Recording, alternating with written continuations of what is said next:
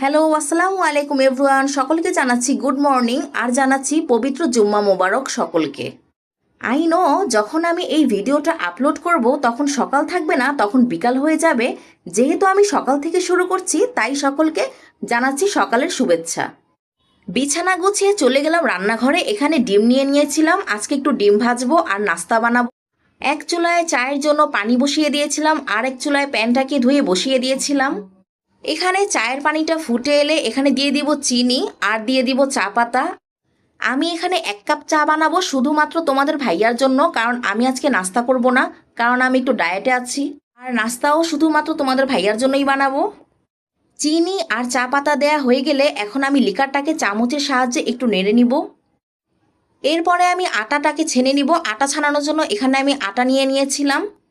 এখানে আমি অল্প করে আটা নিয়েছিলাম, শুধু 2টা পরোটা বানাবো। এখন আমি আটাটাকে বেলে নিলাম। এখন আমি চলে আসলাম ভাজার জন্য। এই তো এখন ভাজার জন্য অপেক্ষা করছি, এক পাশ হয়ে গেলে তারপর উল্টিয়ে দিব। আমি সচরাচর প্রতিদিন তোমাদের ভাইয়ার জন্য নাস্তা বানাই না, ও প্রায় বেশিরভাগ সময় বাহিরেই খায়, তো সপ্তাহে একদিন বাসায় থাকে। তো এই সময়টাকে আমি চেষ্টা করি একদিন একটু নাস্তা তৈরি করে দেওয়ার জন্য। নাস্তা বানানোর আগে এর আগে আমি মেয়ের নাস্তাটা তৈরি করে মেয়েকে খাইয়ে দিয়েছিলাম, এরপরে চলে এসেছিলাম তোমাদের ভাইয়ার নাস্তা বানানোর জন্য। এই তো পরোটা ভাজা আমার প্রায় শেষের দিকেই।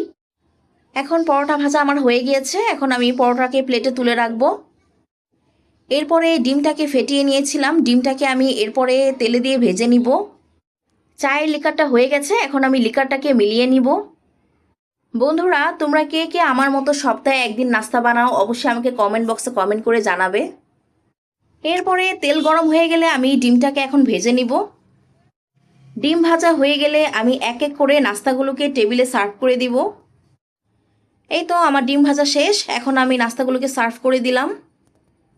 ছিল পরোটা, ডিম ভাজি আর সাথে ছিল ঝোলা গুড়।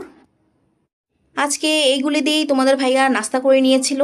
এই তো নাস্তা দেওয়া হয়ে গেলে তারপরে আমি আবার চা নিয়ে আসতে চলে গিয়েছিলাম। চাটা আমি এখানে অল্পই দিয়েছি, কারণ তোমার ভাইয়া অল্পই চা খায়, বেশি চা পছন্দ করে না। নাস্তা করা শেষ হয়ে গেলে এরপরে আমি চলে গেলাম দুপুরের খাবারের আয়োজন করতে। এখানে আমি মুরগিটাকে ভিজিয়ে দিয়েছিলাম, আজকে একটু মুরগি ভুনা করব আর পোলাও রান্না করব। বেশি রান্নার ঝামেলা আজকে আমি করব না, শর্টকাট ওয়েতেই রান্নাটা করব। এই তো এখন আমি মুরগিটাকে কেটে নিয়েছিলাম। মুরগিটা কাটা শেষ হয়ে গেলে এই পর্যায়ে মুরগিগুলোকে ধুয়ে পরিষ্কার করে নিয়েছিলাম ভালো মতো। যেহেতু মুরগিটা ভুনা করব এই জন্য খুব বেশি বড় পিস করে কাটিনি, ছোট ছোট পিস করে কেটে নিয়েছিলাম। মুরগিটা ধোয়া হয়ে গেলে এরপর আমি চুলায় রান্নার জন্য বসিয়ে দিব। এখানে আমি একটা হাঁড়ি বসিয়ে দিয়েছি, তার মধ্যে তেল দিয়ে দিয়েছিলাম। এখন কেটে রাখা পেঁয়াজগুলোকে দিয়ে দিব।